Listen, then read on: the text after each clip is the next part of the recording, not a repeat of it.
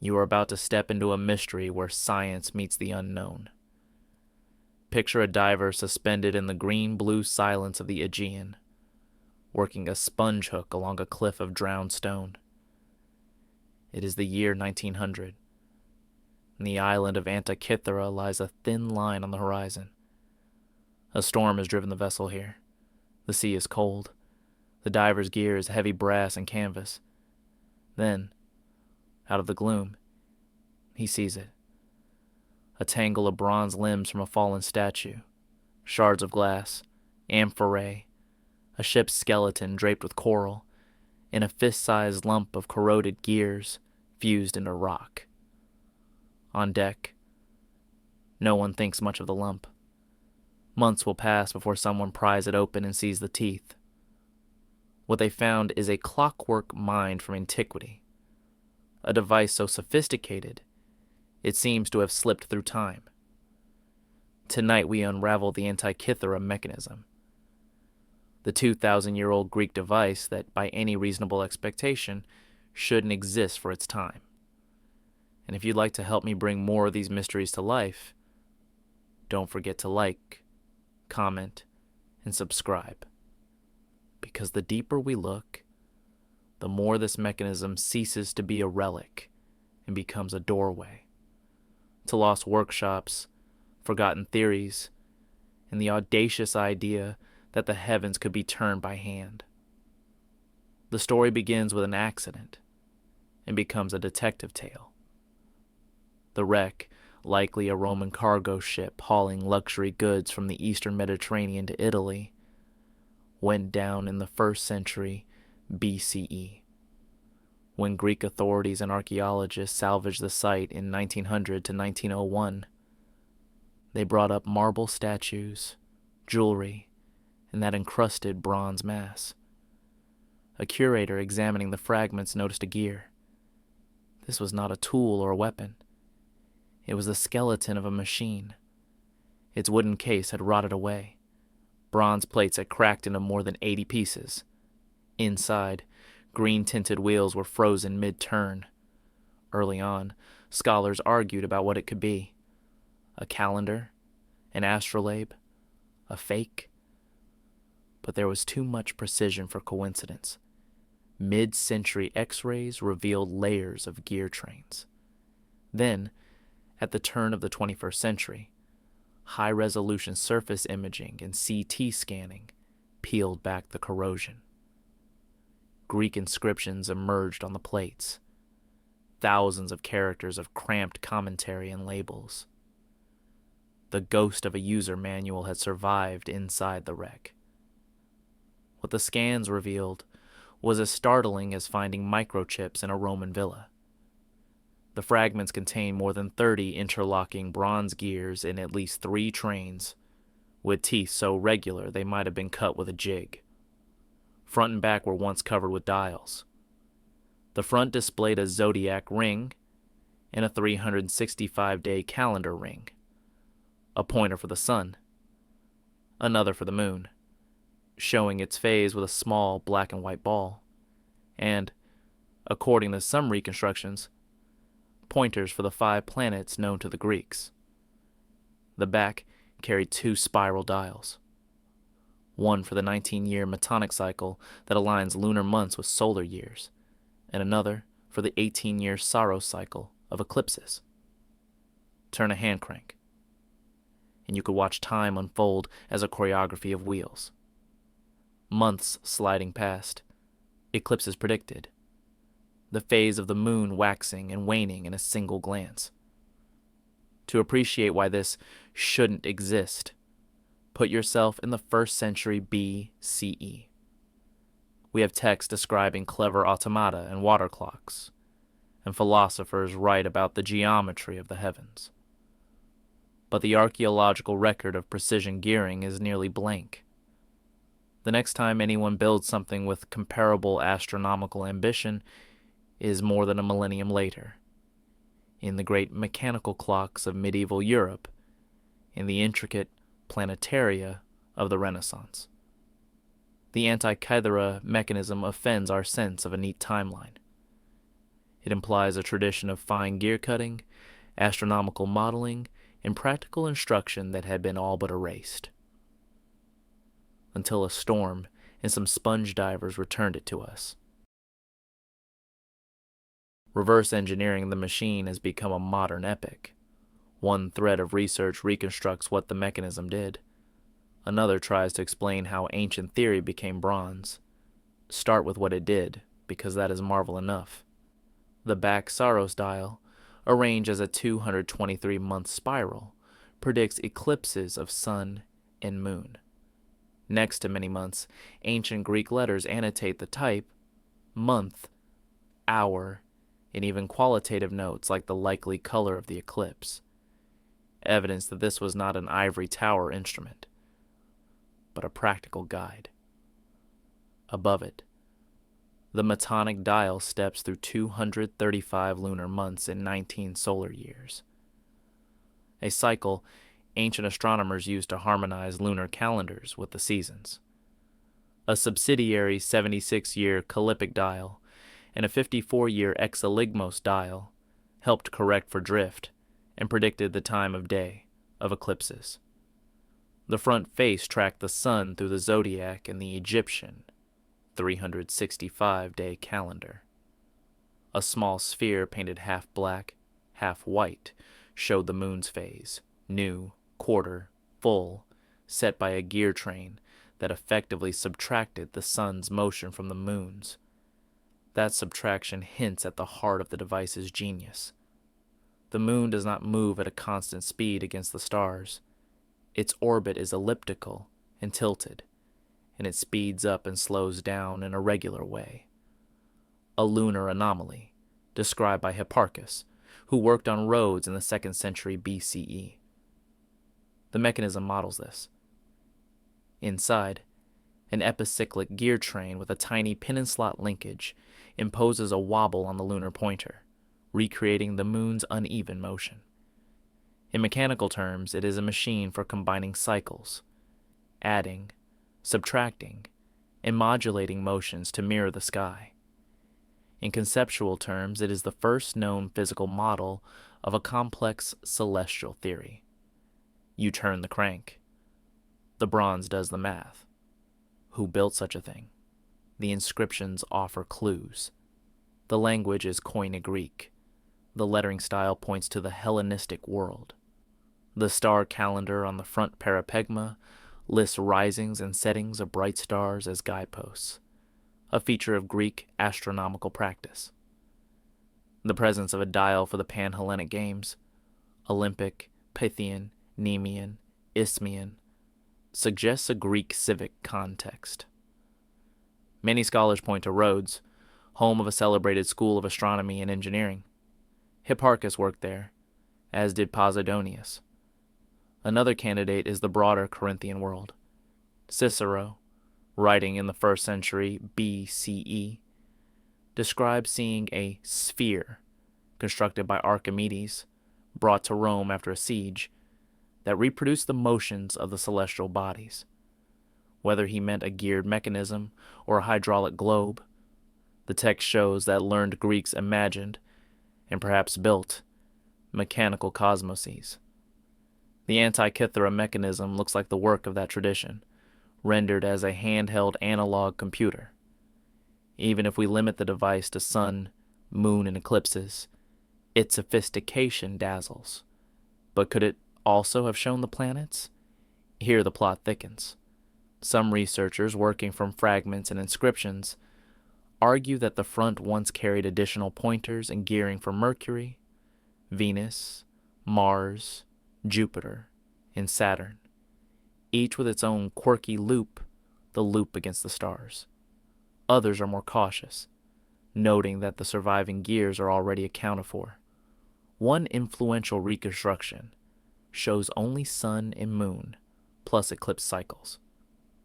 Another, by a different team, proposes a compact planetary train using nested epicyclics in pin and slot linkages to reproduce ancient Greek models of retrograde motion.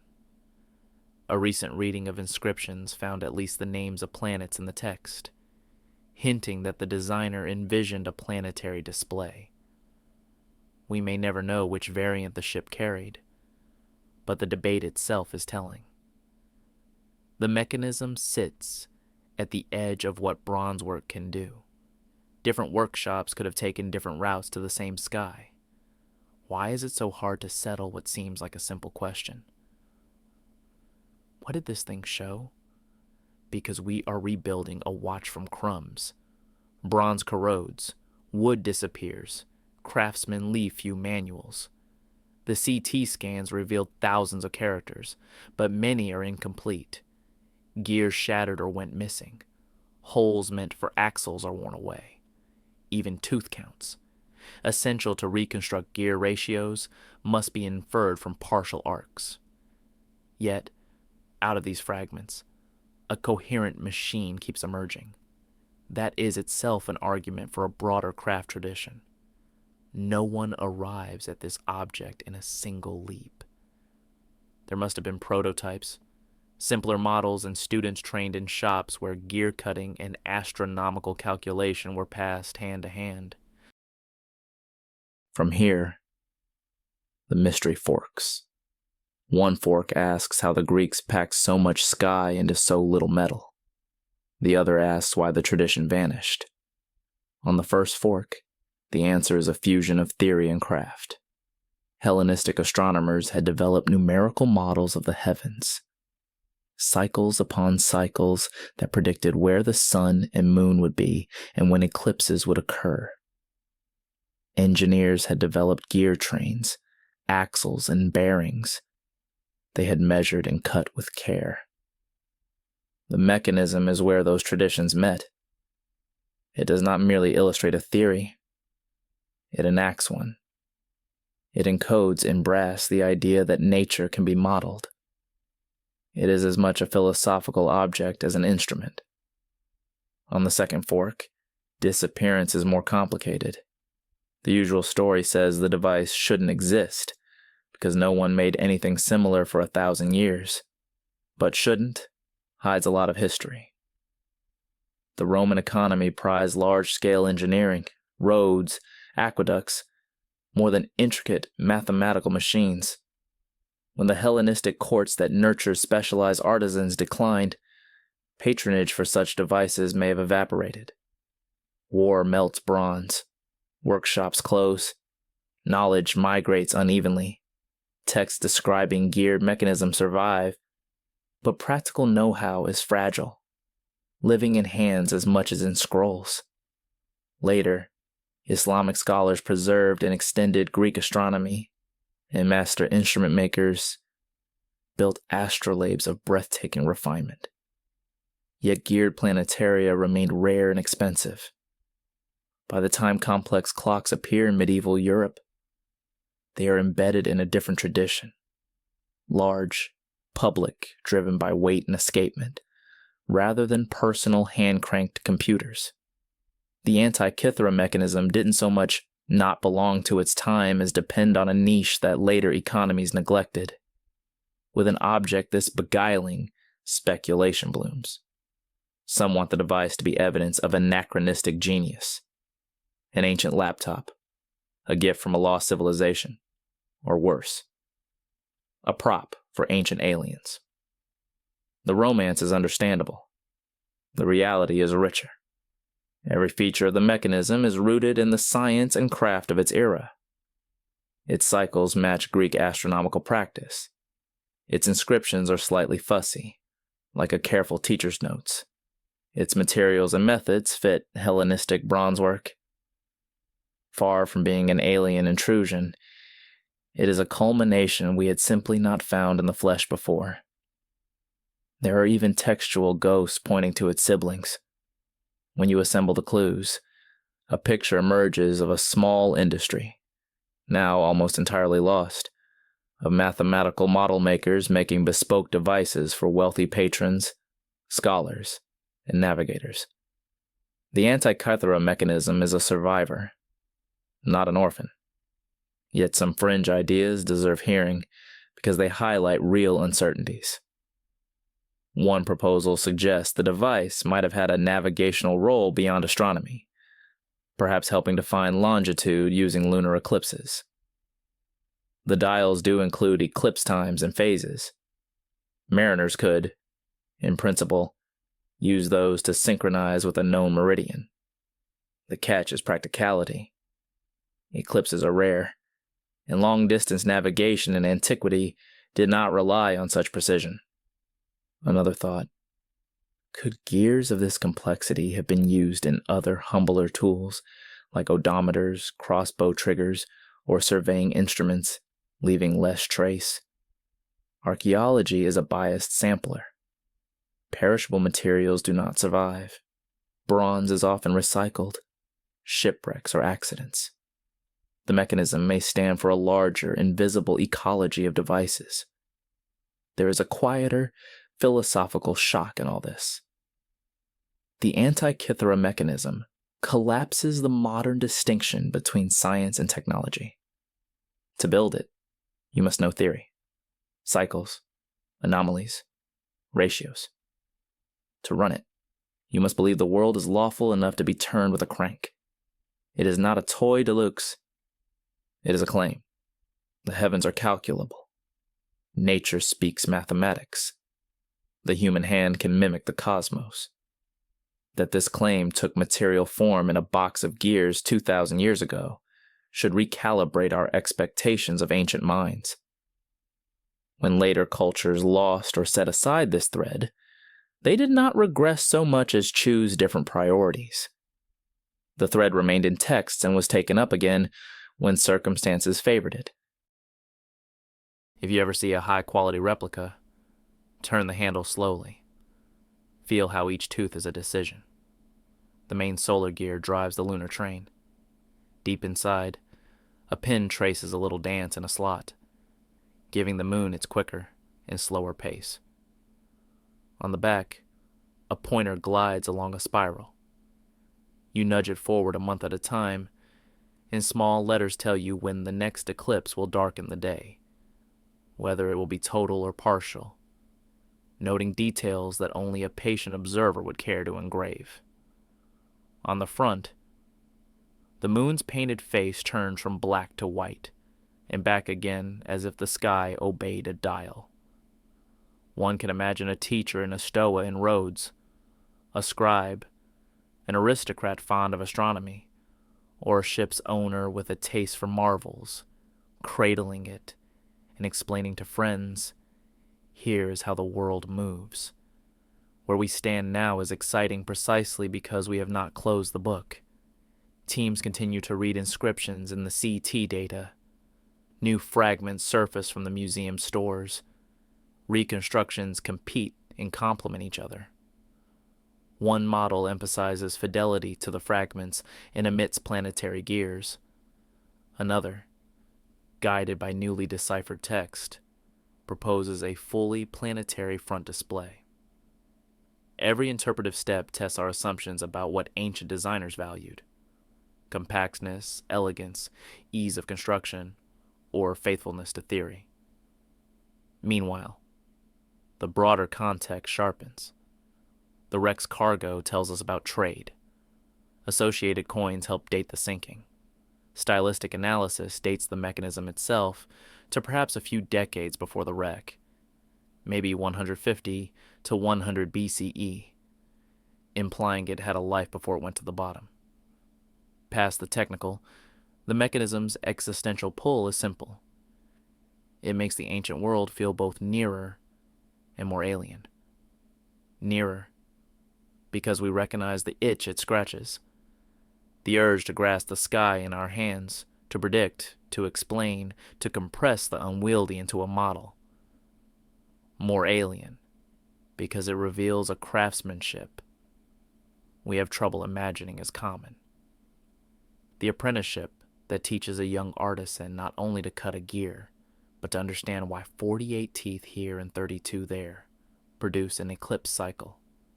It is a machine made of trust, in ratios, in observers' notes, in a community's memory.